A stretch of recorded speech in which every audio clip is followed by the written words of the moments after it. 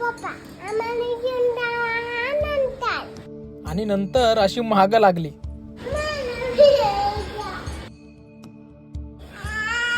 रडत नाही, हसून अखेर माझ्या या गोड चिवताईला नादी लावून ऑफिसच्या मित्रांसोबत मी गेलो श्री क्षेत्र शेगाव येथे.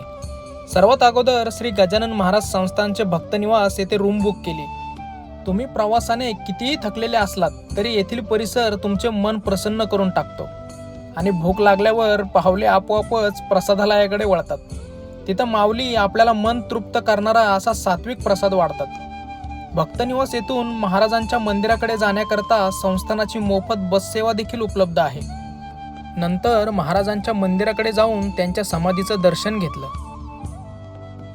आणि महाराजांच्या शेगावात आल्यावर येथील प्रसिद्ध कचोरी खायचं अजिबात विसरू नका बरं का.